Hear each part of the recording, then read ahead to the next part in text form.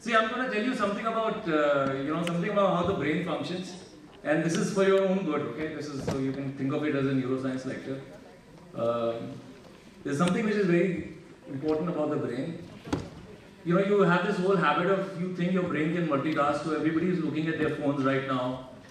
Somebody's trying to take my photograph, somebody's doing something, somebody's fiddling around, somebody's looking at something and thinking that they're going to be listening to my lecture. Not going to work, guys. Doesn't work.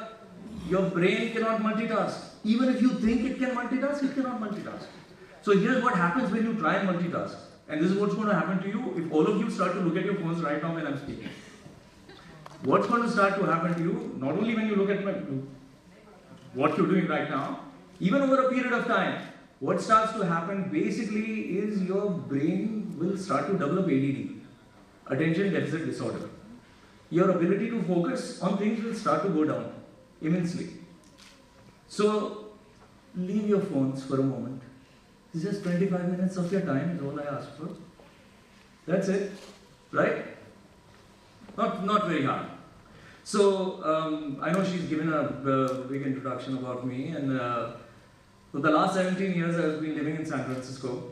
But before that, I actually used to live in Noida. So from the moment I actually got this information that I have to present here, I just grabbed it.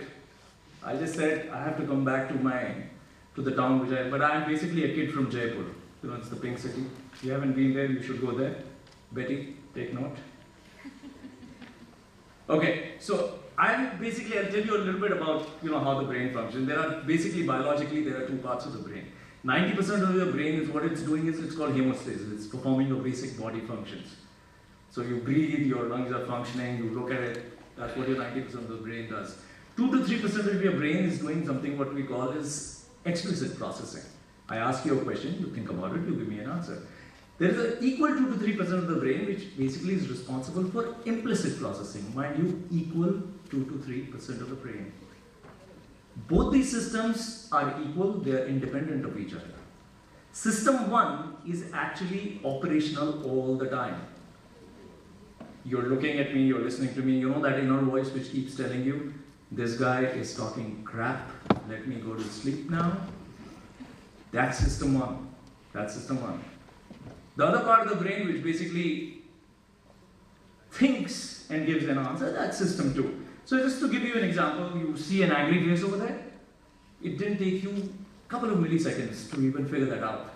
Your ability to process an image, you can process an image in as short as 14 to 15 milliseconds. There's been a recent study in MIT which has actually proved that. We used to earlier think it used to take 80 milliseconds for you to process a visual, but face processing is even faster. And so it didn't take you too long to process, but if I ask you to multiply 15 into 19, 25. There's one smart guy out there.